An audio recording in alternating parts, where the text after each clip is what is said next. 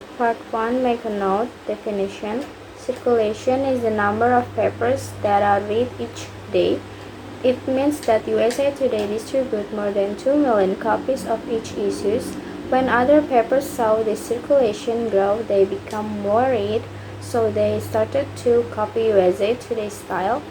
Their stories get shorter, and they get started using lots of colors, photos and charts. They replace quote-unquote serious news with the features stories. Timelines mean its ability to report the latest news. Daily newspapers have a deadline, which is the time they have to stop writing and start printing the paper. The deadline often causes papers to leave out news. Difference. Newspapers at the time were in trouble. Fewer people were reading them. The papers were full of bad news about crime and killing. They had long stories. They didn't have color photos and graphics, and many could not include the latest sports scores. USA Today changed all that. It had shorter stories, most of which did not jump or continue from the page to another. It used color photos and colorful charts and graphics. It did not have much international news, but it did have a lot of sport, entertainment, and human interest stories. It was trying to appeal to younger readers. So why has USA Today circulation keep growing? USA Today has changed. It still looks colorful, but it started to become more like traditional papers. Its stories are getting longer, and it has more international news. It changed because the people are changing. The paper needed to appeal more education readers because they are the ones with money. Also, it needed to sell more papers overseas. Part 2. Make a note. Definition. A fad is something that seems to appear suddenly. It quickly becomes enormously popular and then disappears just as suddenly as it came. A trend also appears rather suddenly and it also becomes very popular, but it doesn't disappear. Characteristic. Fad and trends often resemble each other at first glance, but a fad usually had a definite beginning at the end.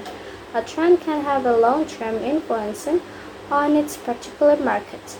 Difference. Fad is something that seems to appear suddenly. It quickly becomes enormously popular and then disappears just as suddenly as it came. Trend also appears rather suddenly and it also becomes very popular, but it doesn't disappear. The difference number 2, fad usually stay within one industry. The 3 is a fad are often promoted by smaller companies. Trends can cross over into many industries. The 3, if a company don't want unsold products sitting on their shelf, they have to wait to see if a fad becomes trend. Part 3.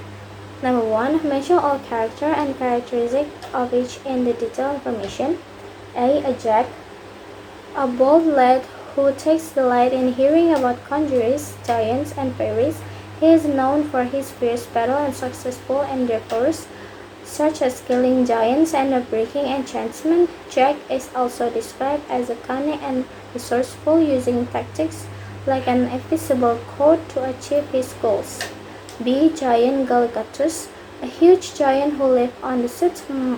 Michael Mount and was eventually killed by Jack with a blow to the head using a piquet. C. Blunderbore, another giant who vowed to be revenged on the Jack. He kept an enchanted castle in the Lonely Wood and was slain by Jack. Traveler, encountered by Jack, who was overcome by the giant but cleverly outwitted the giant attempt to harm him. 2. What is the conflict between the main characters and the antagonist? The conflict between the main character Jack and the antagonist the giant revolves around Jack's determination to defeat and destroy the giant who pose a threat to the people. Jack takes on the giants such as Giant Galligantus and Blunderbore, using his cunning, bravery, and resourcefulness to outwit and ultimately defeat them. 3. How does the main character solve the problem? The main character Jack solved the problem by using his cunning and resourcefulness to outwit the giants. For example, he defeats giant Gargantus by blowing a trumpet that causes the castle gates to open, allowing him to kill the giant with his sword of sharpness. Additionally, Jack tricks the world's giants into stabbing himself with a knife, causing the giant to drop down dead. These instances demonstrate Jack's ability to cleverly overcome challenges and defeat his adversaries. 4. Explain who's the Blunderbore. Blunderbore is a giant who fought to be revenge on Jack. He kept an enchanted castle in a lonely wood and was eventually slain by Jack. Part 3. They told the story of the Jack and the Giant Killer. In the days of old, when giants roamed the land and the heroes walked among the men, there lived a boy named Jack. Though humble in the birth, Jack possessed a heart full of courage and a spirit unyielding to fear. One day, word spread across the countryside of the fearsome giant terrorizing the land.